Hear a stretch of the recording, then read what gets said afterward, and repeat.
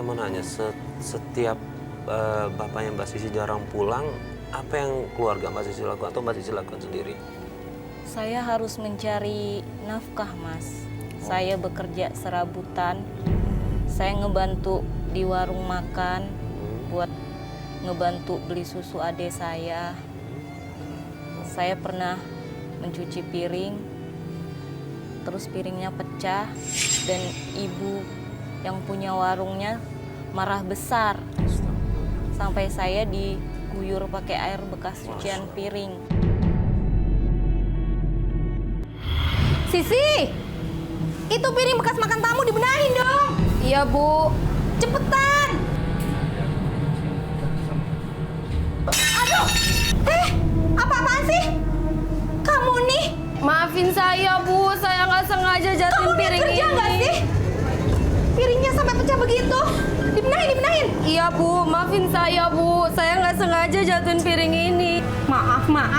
Emang kalau kamu minta maaf, piringnya bakal balik seperti semula? Iya, Bu. Pokoknya kamu harus ganti piringnya. Cepat benahin. Pokoknya gaji kamu saya potong. Jangan, Bu. Kerja gitu aja kagak becus. Hah?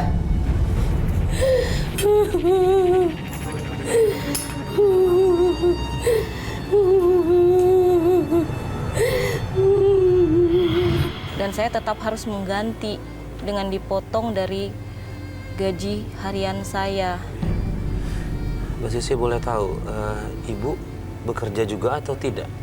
Tidak, ibu saya setelah melahirkan itu pendarahan. Karena pada saat melahirkan kita kan kekurangan biaya, Mas. Jadi ibu seadanya diobatin. Ibu pendarahan sampai akhirnya kondisinya semakin parah dan sarafnya kena Ya sampai Allah. ibu lumpuh. Jadi makanya Mbak Sisi bekerja di usia berapa tadi yang SMP kelas 2 itu ya? Iya, umur 11 tahun. 11 tahun. Berarti mulai dari Iya, masih SD kurang lebih ya? Iya. SD udah pelan-pelan, ya Allah.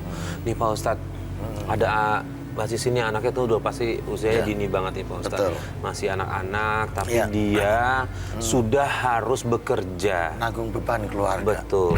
Ini Mas Faris ya, tidak hanya dari segi hukum agama, tapi dari hukum negara pun ini juga melanggar. Karena dalam Undang-Undang 23 tahun 2004 kalau nggak salah ya, yang penghapusan atau pencegahan terhadap KDRT, ini juga sebetulnya disebutkan di salah satu pasalnya bahwa anak-anak itu punya hak untuk memperoleh pendidikan, untuk memperoleh kebutuhan-kebutuhan hidupnya yang layak, dan tidak boleh di situ anak-anak dipaksa bekerja sehingga dia kehilangan kesempatannya untuk belajar, kehilangannya kesempatan untuk bermain. Jadi ini sudah tidak hanya melanggar hukum agama ini. Saya nggak bisa ngebayangin anak seusia 11 tahun ya harus menanggung beban keluarga, punya adik 2, orang tua lumpuh, terus kemudian rezekinya hanya digantungkan melalui anak umur 11 tahun. Saya nggak ngerti orang tua macam apa yang bisa melakukan seperti ini. Tapi saya nggak tahu apakah kondisi ini Bapak tahu atau bisa kontak Bapak ya yang sudah meninggalkan itu, Mbak Sisi. Ya. Tidak, saya tidak tahu kontak Bapak. Saya sangat membenci Bapak saya sejak saat itu. Ustadz ya, di luar dari perlakuan ayahnya seperti itu, kalau untuk Mbak Sisinya sendiri nih Pak Ustadz, apakah dari agama ini mendapatkan pahala yang besar dia bisa? Sudah pasti Mas Faris ya, karena Mbak Sisi ini bagi keluarganya sudah menjadi pahlawan. Jadi dalam keadaan terjepit, dalam keadaan terpepet, dia harus survive, dia harus hidup.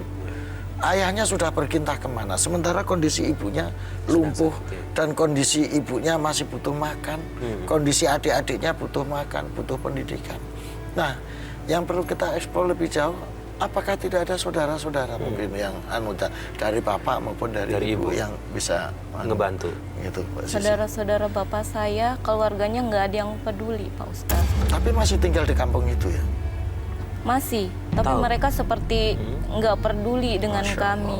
Oke, Mbak Sisi tadi kan kerja saat ibu sakit ya, lumpuh dari gara-gara pendarahan itu ya. Boleh tahu berapa lama merawat ibu seperti itu? Saya merawat dengan ibu kondisi seperti itu. 3 tahun, Mas.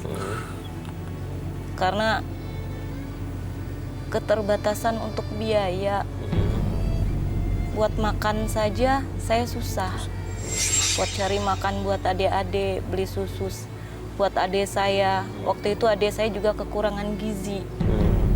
Tapi saya harus bisa karena saya anak yang paling tua. Saya masih ingat, Mas.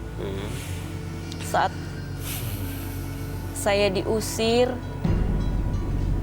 oleh keluarga bapak saya karena saya cuma minta tolong sama bibi saya, Bi, ini adik saya lagi sakit, ibu saya lagi sakit, kami butuh untuk beli susu.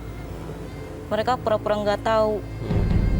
Mereka berpikir ibu saya hanya apa sih, Mas? Pura-pura sakit. Pura-pura sakit dan selalu merongrong ayah saya. Padahal mereka nggak tahu apa yang terjadi dengan saya, dengan kami, dengan adik-adik saya. Terus kemudian setelah diusir, di situ diusir. Iya, setelah itu saya tidak pernah mau lagi menginjakan kaki di situ. Saya menganggap mereka sudah tidak ada. Mereka sudah mati. Saya cuma punya ibu saya pada saat itu. Saat ibu saya meninggal, saya menjadi semakin benci sama laki-laki.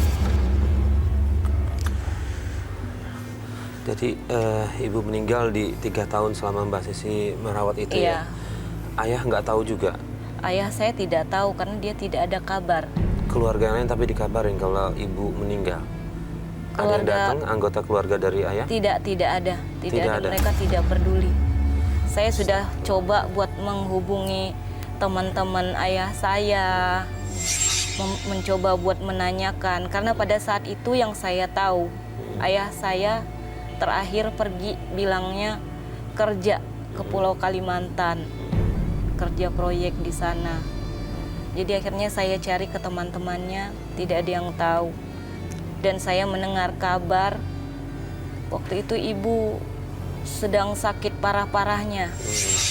Saya mendengar kabar kalau ayah saya sudah menikah lagi dengan janda di sana, di warung yang dia sering makan.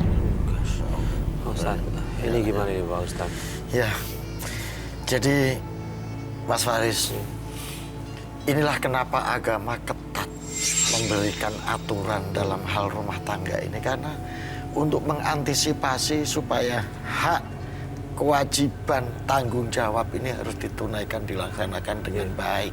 Jadi kalau ada orang ngomong ada pemisahan, ada pembedaan dalam agama, ya itu memang untuk ngatur supaya hal-hal seperti ini tidak terjadi.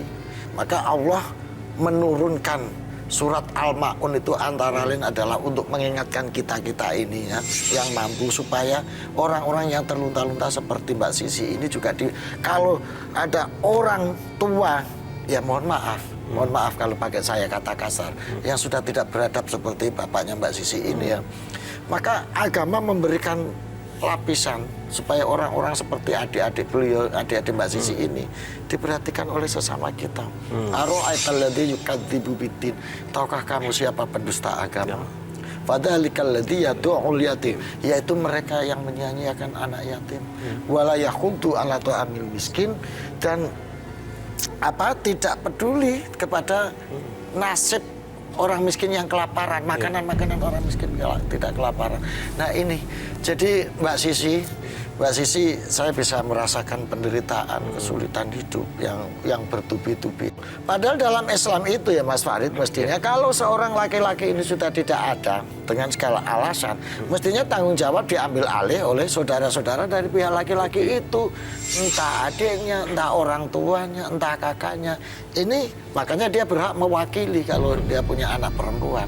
Makanya tanggung jawab ini bisa dilimpahkan kepada keluarga sebetulnya ketika seorang ayah, seorang laki-laki itu sudah tidak ada. Tapi nasib Mbak Sisi memang tragis menurut saya. Oke, Mbak Sisi, setelah peninggalan dari ibu, Mbak Sisi gimana menjalani kehidupan sehari-hari bersama adik-adiknya? Saya semakin membanting tulang. Saya kerjakan apa saja semua. Bantu orang mencuci di rumah, jadi buruh cuci. Bantu bawain sayuran. Kadang saya juga dagang sayur. Sementara adik saya yang masih kecil selalu menangis. Adik saya yang satu lagi yang nomor 2 selalu menanyakan, ayah kenapa kak kok nggak pulang-pulang? Udah nggak usah nanyain, ayah kamu udah mati, ayah kita udah mati, udah nggak punya ayah. Saya benci sama ayah saya, Mas. Saya ingat saat adik saya sakit, saya nggak bisa kerja, tapi saya harus buat cari makan buat mereka. Saya udah nggak punya ibu, udah nggak punya ayah. Walaupun ayah saya masih hidup, saya seperti anak yatim piatu. Saya benci laki-laki. Karena bagi saya semua laki-laki itu sama seperti ayah saya. Sampai akhirnya saya tidak menikah sampai sekarang.